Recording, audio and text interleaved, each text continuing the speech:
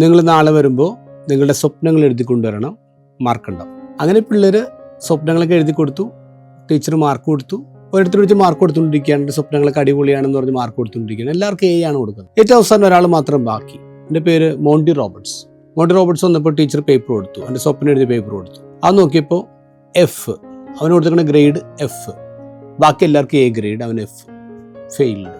ഞാൻ ചോദിച്ചു, ടീച്ചറെ എല്ലാവർക്കും A കൊടുത്തല്ലോ, എനിക്കും അത്ര എന്ത് F? ടീച്ചർ പറഞ്ഞു, നീ നിൻ്റെ സ്വപ്നം വായിച്ചു നോക്കിയ, നീ എന്ത് സ്വപ്നം എഴുതിയിരിക്കുന്നത്? അവൻ പറഞ്ഞു, എൻ്റെ സ്വപ്നമാണ് ഞാൻ എഴുതിയിരിക്കുന്നത്. നിൻ്റെ അപ്പൻ്റെ പണി എന്താ? കുതിര നോക്കുന്ന ആൾ, ജോക്കി. നിനക്ക് സ്വന്തമായിട്ട് വീട് പോലും ഇല്ല. വല്ലവരുടെയും കുതിര നോക്കിയാൽ നിൻ്റെ അപ്പൻ ജീവിക്കുന്നത്. ഇന്ന് ഇവിടെയാണെങ്കിൽ നാളെ വേറെ സ്ഥലത്ത്. അങ്ങനെ നാടോടി നടക്കുന്നവനാണ്. എന്നിട്ട് നീ എന്ത് സ്വപ്നം എഴുതി വെച്ചിരിക്കുന്നത്? 20 ഏക്കർ സ്ഥലം, അതിൻ്റെ നടുക്കൊരു ബംഗ്ലാവ്, പിന്നെ ഒരു horse farm, horse ranch, pond, garden, farm house. എടാ, കാണാൻ പറ്റുന്ന നടക്കുന്ന സ്വപ്നങ്ങൾ പോയി കാണുക. ഇത് നടക്കാത്ത മനോഹരമായ സ്വപ്നമാണ്. നീ പോയി നിൻ്റെ സ്വപ്നം തിരുത്തിക്കൊണ്ടാ. അപ്പം ഞാൻ നിൻ്റെ മാർക്ക് പരിഗണിക്കും. എത്ര മാർക്ക് എന്നൊന്ന് പരിഗണിക്കാം. മോണ്ടി റോബർട്ട് സങ്കടമായി. കാരണം അവന് വീട് പോലും ഇല്ല. സത്യമാണ്, ഒരു ടെൻറ്റിലാണ് താമസിക്കുന്നത്. രാത്രി ചെന്നപ്പോൾ അവൻ ഭയങ്കര സങ്കടപ്പെട്ടിരിക്കുന്നുണ്ട്. അപ്പം അവൻ ചോദിച്ചു, എന്താ മോനെ പ്രശ്നം? അവൻ അപ്പനെ സ്വപ്നം വായിച്ചു കേൾപ്പിച്ചു. അപ്പം പറഞ്ഞു, എടാ, നിനക്ക് ഈ സ്വപ്നം നടക്കുമെന്ന് പൂർണ്ണമായി ബോധ്യമുണ്ടോ? എനിക്ക് ഉറപ്പാണപ്പാ, എനിക്ക് ഉറപ്പാണ് ഈ സ്വപ്നം എനിക്ക് നടത്താൻ പറ്റും. എനിക്ക് കുതിരകൾ അത്ര ഇഷ്ടമാണ്. നീ ധൈര്യമായിട്ട് നിൻ്റെ സ്വപ്നം കൊണ്ടുപോടാ. പിറ്റേ ദിവസം വീണ്ടും ടീച്ചറിന് മുന്നിൽ ചെന്ന് അവൻ്റെ സ്വപ്നം വീണ്ടും കൊടുത്തു.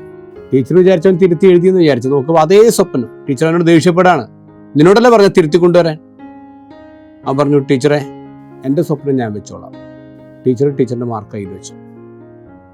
അവൻ പോരാണ്. പക്ഷെ അവൻ സ്വപ്നം വിട്ടില്ല.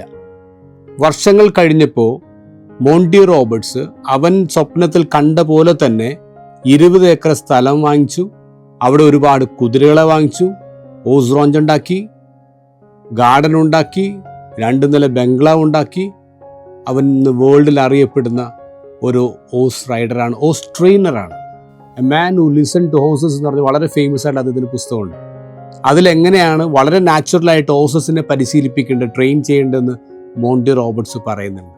മോണ്ടി റോബർട്ട്സ് പറയുന്നത് കുതിരകൾക്കൊരു ഭാഷയുണ്ട്, അത് നോൺ വെർബൽ കമ്മ്യൂണിക്കേഷനാണ്. അതിൻ്റെ പേര് അദ്ദേഹം പറയുന്നുണ്ട്. അപ്പോൾ ആ മനുഷ്യർക്ക് ആ ഭാഷ മനസ്സിലാക്കി കഴിഞ്ഞൊരു കുതിരനെ ട്രെയിൻ ചെയ്യാൻ വളരെ എളുപ്പത്തിൽ സാധിക്കുമെന്ന് പറയാം. മോണ്ടി റോബർട്ട്സ് അങ്ങനെ അറിയപ്പെടുന്ന ഒരു ഓസ് ട്രെയിനറായി മാറി. അയാൾ സ്വപ്നം കണ്ട പോലെ തന്നെ അയാൾ ചെയ്തു. അയാളുടെ സ്വപ്നത്തെ ഒരു ടീച്ചറെ കൊല്ലാൻ ശ്രമിച്ചു. പക്ഷേ മോണ്ടി റോബർട്ട്സ് വിട്ടുകൊടുത്തില്ല.